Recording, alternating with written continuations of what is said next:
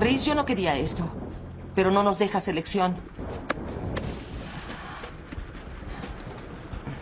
Mamá, no lo hagas. No es culpa de Rhys. No se merecía un 5 en su examen. Malcolm, ya discutimos este asunto.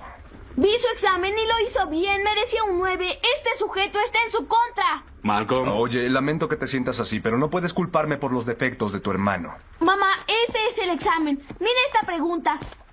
¿Cuál fue la causa de la Gran Depresión? Y contestó el Jueves Negro. Es la respuesta correcta. No, esa es una respuesta parcial. Para tener el crédito debió incluir la vasta sobreproducción de los Estados Unidos, el proteccionismo de los mercados extranjeros. Sobre expansión de créditos y especulación de la bolsa de valores. Sí, esa sería la respuesta correcta. No leyó la respuesta porque eso es lo que anoté. ¿Yo anoté? Lo que anoté lo hizo Rhys. Y me parece que todos nos identificamos con lo que está sufriendo.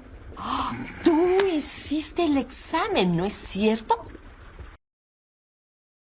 Keynes fue un teórico y académico inglés que propuso políticas proteccionistas y el fortalecimiento del Estado. Sus teorías dominaron la economía entre los años 1930 y 1970. Keynes sostiene que el mercado no se regula por sí mismo, sino que necesita la intervención del Estado. Propone políticas de fomento del trabajo, redistribución de ingresos, subsidios y seguros de desempleo.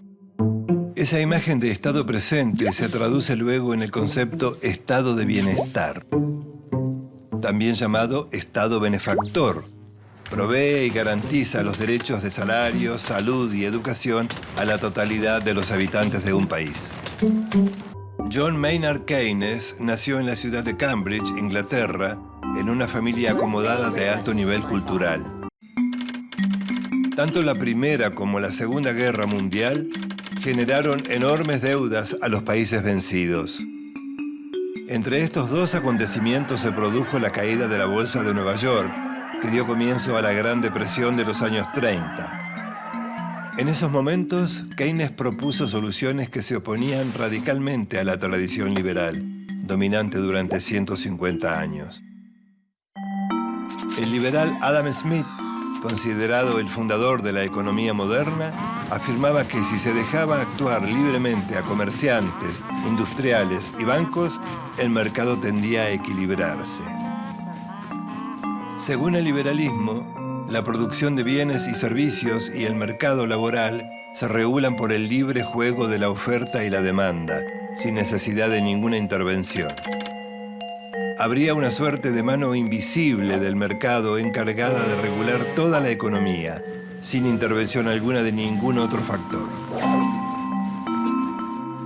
Después de la Primera Guerra Mundial, Inglaterra, la economía más grande del mundo, entró en crisis. Esa recesión produjo una aguda caída de los salarios y de los precios. La solución liberal ante el gran desempleo fue reducir los salarios.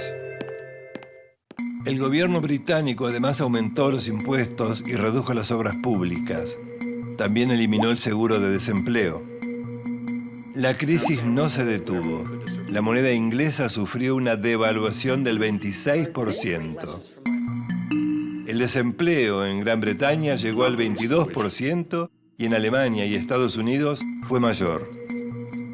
Ante esta situación, Keynes propuso que el Estado tomara el control de la economía. Pero sus propuestas no fueron aceptadas por la ortodoxia liberal. A comienzos de los años 30, en el llamado Viernes Negro, la bolsa de Wall Street se desplomó. La consecuencia directa fueron 13 millones de desocupados. En este contexto asumió la presidencia de Estados Unidos Franklin Roosevelt. El nuevo presidente puso en práctica una serie de medidas propuestas por Keynes.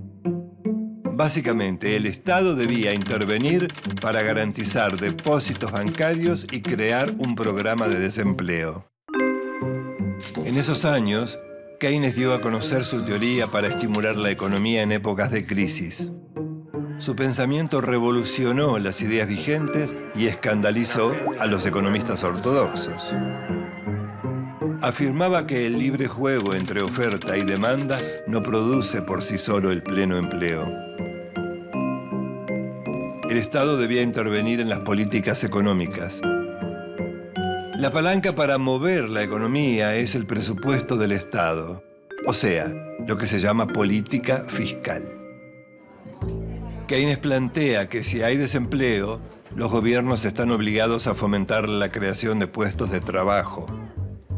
Este argumento se opone a la idea liberal que sostiene que el mercado tiende a regularse por sí mismo. Para Keynes, el nivel de empleo está determinado por la producción. Y la producción está estimulada por la capacidad de compra de bienes y servicios. ¿En qué se diferencia de los liberales? Para Keynes no hay una fuerza automática que garantice el juego entre producción, consumo y empleo. Por eso, la creación de empleo implica fomentar el consumo. En Estados Unidos, el programa de Roosevelt duplicó la producción industrial y en pocos años la economía creció un 50%. Le siguieron tiempos muy buenos a la economía, pero a mediados de la década del 70, el aumento del precio del petróleo puso fin al ciclo de crecimiento y de baja inflación. Tras 25 años de relativa estabilidad económica y ante esta nueva crisis, las políticas de Keynes se mostraron ineficientes.